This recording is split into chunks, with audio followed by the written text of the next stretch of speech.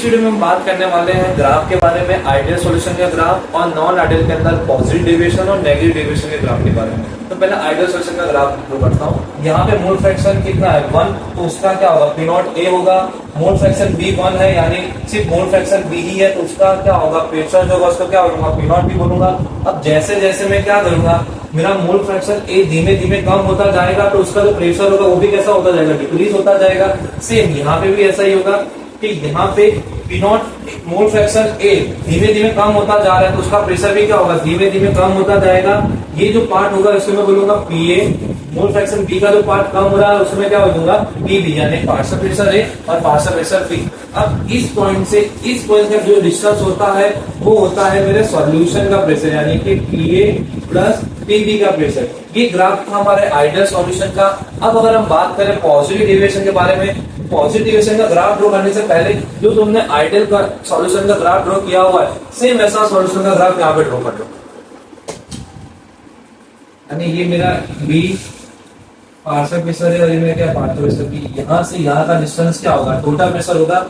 अब यहाँ पे क्या हो रहा था कि यहाँ पे जो प्रेशर मैंने ऑब्जर्व किया राउस लॉ के अकॉर्डिंग, राउस लॉ के फॉर्मूले से जो प्रेशर निकाला और जो मैंने प्रैक्टिकल का प्रेशर निकाला, तो जो प्रैक्टिकल का पार्शियल प्रेशर था वो कैसा आ रहा था, ज्यादा आ रहा था।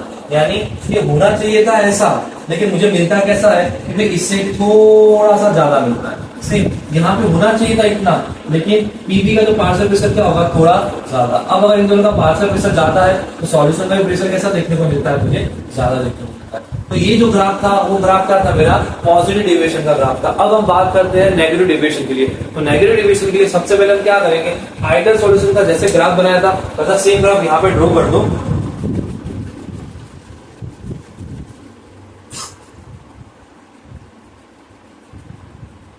अब नेगेटिव डेविएशन में क्या हो रहा था कि भाई स्ट्रॉन्ग इंटरेक्शन होने की वजह से जो पार्शियल प्रेशर था या तो जो सॉल्यूशन का प्रेशर था वो क्या हो रहा था, डिक्रीज हो जा रहा था। उसकी बात हमने किया था प्रीवियस वीडियो के अंदर। अगर तुमने अभी भी वीडियो नहीं देखा तो वो देख के ही आना, तभी तुम्हें ये नेगेटिव और ये पॉजिटिव के बारे में इजीली समझ आएगा। तो अब यहाँ पे क्या होगा, स्ट्रॉन्ग इंटरेक्शन होने की वजह से पार्शियल प्रेशर क्या होगा, डिक्रीज हो जाएगा। तो होना चाहिए था इतना, लेकिन क्या होगा, पार्शियल प्रेशर डिक्रीज होने की वजह से, इंटरेक्शन स्ट्रॉन्ग होने की वजह से पार्शियल प्रेशर क्या हो जाएगा, इसका डिक्रीज। यहाँ पे भी पीबी का क्या हो जाएगा, डिक्रीज हो जाएगा। अब से जो सॉल्यूशन का पार्शियल प्रेशर है वो भी क्या हो जाएगा, मेरा यहाँ पे डिक्रीज हो जाएगा। तो ये ग्राफ होगा हमारा नेगेटिव डेविएशन का। आई होप तुम्हें वीडियो समझ आया होगा। अगर वीडियो अच्छा लगा तो लाइक, शेयर और सब्सक्राइब करना मत भूलना।